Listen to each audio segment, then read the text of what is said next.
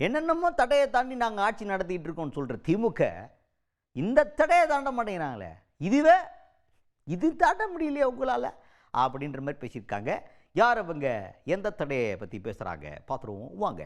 பாஜகவை சேர்ந்த தமிழிசை சவுந்தரராஜன் அவர்கள் அவங்க தான் என்ன சொல்லியிருக்காங்கன்னா, திமுக ஆகுன்னா பல தடைகளை தாண்டி நாங்கள் ஆட்சி நடத்திக்கிட்டு இருக்கோன்னு ரொம்ப பெருமையாக பேசுகிறாங்க. என்ன தாண்டிங்க, தடையை தாண்டிங்க, எந்த தடையை தாண்டிங்க, உங்கள் ஆட்சியில் நடக்கிற மின் தடையவே உங்களால் தாண்ட முடியலையே அப்படின்ற மாதிரி சொல்லியிருக்காங்களாம். ஒன்றும் இல்லை, அக்கா வீட்டில் ஒரு நாள் நைட்டு 3 தடவை பவர் கட் ஆகி போச்சா.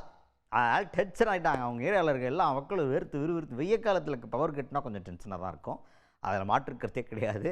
அந்த மாதிரி பவர் கட் ஆனதுனால் பாதிக்கப்பட்டு அந்த கருத்தை முன் வச்சுருக்கிறாங்க. பவர் கட்டே இல்லையா அப்படின்னு கேட்டால் அது சும்மா, இந்த மாதிரி இல்லவே இல்லை அப்படின்லாம் யாரும் சொல்ல முடியாது. அங்கங்கே பவர் கட்லாம் இருக்குது. சம்மர் சீசன் வந்துச்சுன்னா பவர் கட் இன்னெவிட்டபிள் அப்படின்னு சொல்கிற மாதிரி அது தவிர்க்கவே முடியாத ஒரு மேட்ரு ஆகிடுச்சு.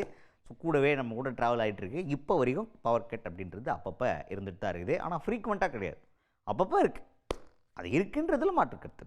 அதை தான் அக்காவும் சொல்லியிருக்காங்க, வேற ஒன்றும் இல்லை. இந்த தடையை முதல்ல நீங்கள் கிளாரிஃபை பண்ணுங்கள், அந்த தடையில்லா மின்சாரத்தை உறுதி பண்ணுங்க அப்படின்ற மாதிரி ஒரு கருத்தை முன் வச்சிருக்காங்க தமிழிசை சவுந்தரராஜன் அவர்கள். அவர்களை வாக்கு வங்கியாக மட்டுமே பயன்படுத்தி கொண்டிருக்கிறார்கள் என்று சொல்கிறார்கள். இன்றைக்கு முதலமைச்சர் எந்த தடையும் இல்லை, நாங்கள் தடைகளை தாண்டுவோம்னு சொல்றாருல. மத்திய அரசு தடையெல்லாம் கொண்டு வரல, மின் தடையை இன்னைக்கு மாநில அரசு தான் ஏற்படுத்தி கொண்டிருக்கிறது. நைட்ல நிறைய அணில்கள் ஓடுகிறது என்று நான் நினைக்கிறேன்.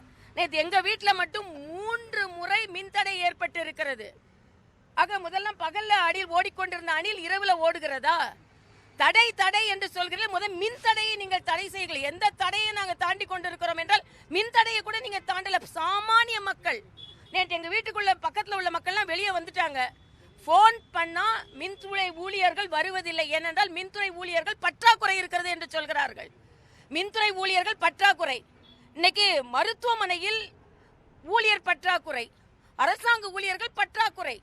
ஆக எல்லா தடைகளையும் தாண்டணும். ஒரு மின் தடையை தாண்டுங்க, அதுக்கப்புறம் நீங்க தடைகளை தாண்டுறீங்களா இல்லையா நாங்க பாக்குறோம்.